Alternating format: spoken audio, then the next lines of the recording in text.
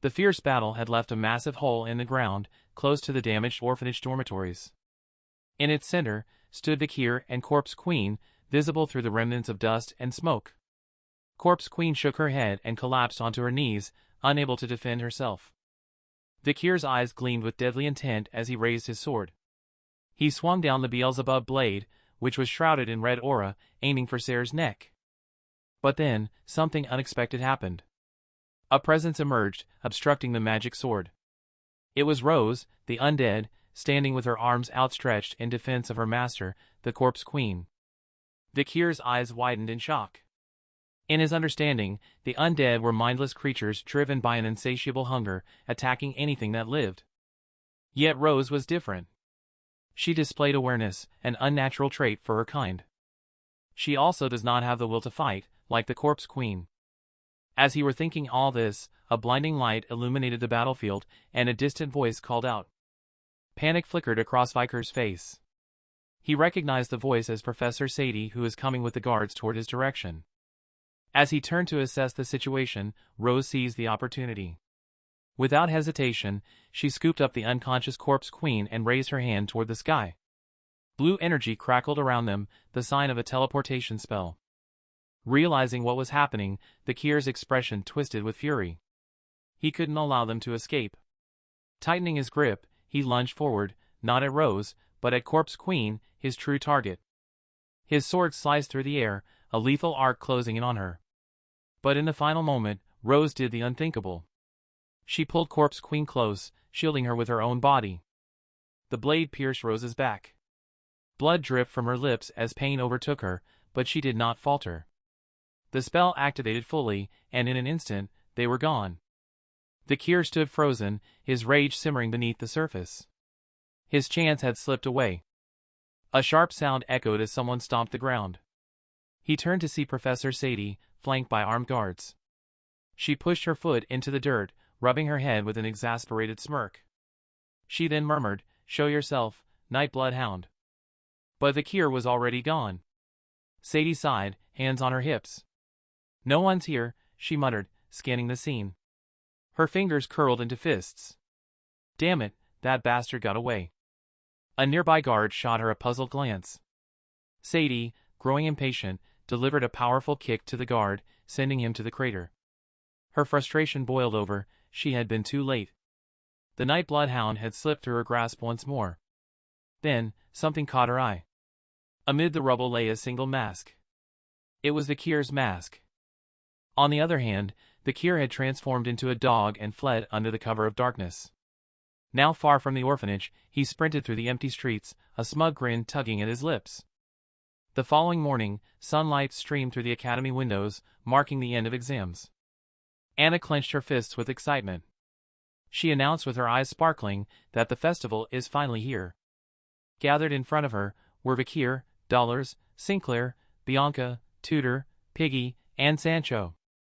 Behind her stood a cart filled with costumes. With a beaming smile, she tells them that this year's theme is a haunted house. Hearing this, Sinclair's eyes lit up. A Halloween festival? She clapped her hands in delight. While Dollars covered her mouth, and with cheeks flushing, she murmured, a ghost costume could be fun, already envisioning the possibilities. Bianca, resting her chin on her hand, furrowed her brows. The academy has never done this before, she remarked. Tudor, arms crossed, nodded in agreement, replying that's true. Piggy, ever the calm observer, turned to Sancho and explained that it was an old tradition that even the professors can't escape. Sancho, cracking his knuckles, grinned and remarked that traditions are important. Then Anna lifted 2 boxes and tells everyone that it's time to draw lots for the costumes. Sinclair and Dollars whispered excitedly, while Vikir stood apart, arms crossed.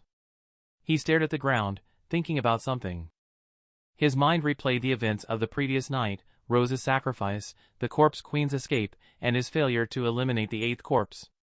She had been vulnerable, yet he had allowed the opportunity for her to slip away. He thought back to past battles. When he was fighting Andromalius, he had to receive the aid of the Baskerville family's knights. And he was with the Saintus when he fought Dantalion. And then, the ultimate question lingered in his mind, could he defeat the Corpse Queen at her full power? To become stronger, he needed to master the seventh and final technique of the Baskervilles, and reach the level of sword master. But the path was contradictory. To understand the sixth technique, he had to abandon human emotions, and to learn the seventh, he had to reclaim them, a paradox. He still don't understand why one needs to recover the emotions they just abandoned. He clenched his jaw, recalling his father, Hugo, a true swordmaster, and thought that how had he achieved it? His thoughts were interrupted when Dollars pulled her lot. She glanced at it and gasped. "What is it?" Anna and Sinclair leaned in curiously. Dollars hesitated, then revealed it. "It's Nightblood Hound." Anna's smile faded when she remembered that just a days ago, the Nightblood Hound had attacked the Quo Vadis family's orphanage. But to everyone's surprise, Dollars simply smiled, saying, "I don't mind." She clutched the lot to her chest with a faint blush on her cheeks. Anna then turned to Vikir and said, "Now it's your turn." He reached into the box with a sigh, reminded of how young they all were and how trivial their concerns seemed in comparison to his own. He pulled out a slip of paper and read it. His breath caught in his throat. Everyone leaned in, eager to see his reaction. But he remained silent, staring at the paper, with a look of sheer disbelief on his face. Night fell, and the festival began. The academy grounds were alive with laughter and celebration. At one of the festival's many stalls, a makeshift bar had drawn a crowd. Inside, Tutor, dressed as a Valkyrie, held a rose in his mouth and extended a hand, dramatically asking ladies to drink and exchange poetry with him. Sancho, dressed as a chef, stirred a large pot of stew and welcoming the guests, stating that he will give a free portion of hot-blooded stew to all warriors who will join the bar. Sinclair, dressed as a vampire, placed a hand over her chest. She purred that she will be waiting for all who will enter the bar. Meanwhile, Piggy, wearing an embarrassingly cute fairy costume, handed out flyers, with burning cheeks. A student, unable to resist, nervously asked, "What's your name, beautiful fairy?"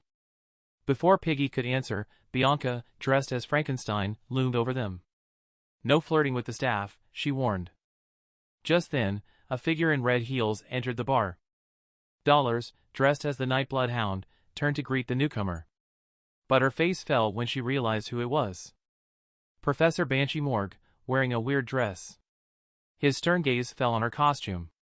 He then asked, "Are you really going to parade around in that criminal costume, Dollars? How can you impersonate that heinous criminal?" Dollars hesitated, then squared her shoulders. She simply said, "I like this costume." Banshee Morgue studied her in silence before turning away. He closed his eyes, extended a hand dismissively, and exhaled. "Do what you want," he finally said. "I'm your academic advisor, not your guardian. I have no authority over your choices." Hearing this, Dolores fell silent, unsure of how to respond.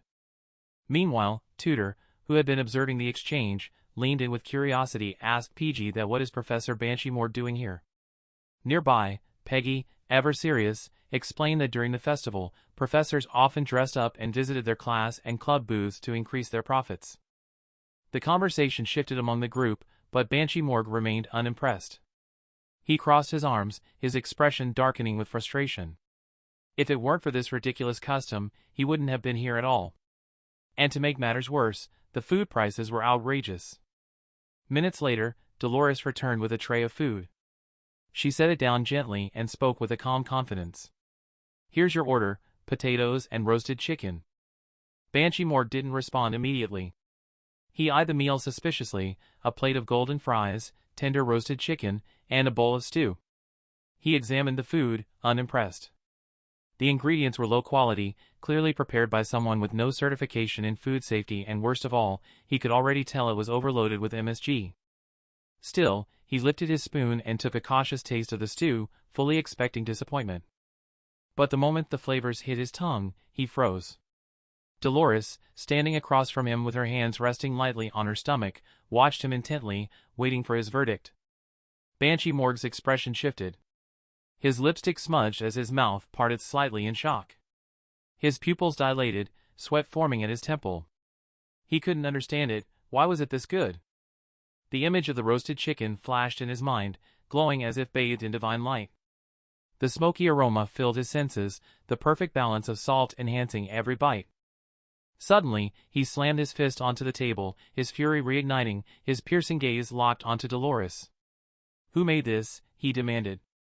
"There's no way a student cooked this. You must have brought in a professional chef. Dolores remained unruffled. She gestured casually toward the kitchen, her expression composed. You already know the chef, she said with certainty. Inside the bustling kitchen, standing before the grill, was a figure in a witch's costume. Their red lipstick stood out against the warm glow of the fire. And it was none other than Vikir.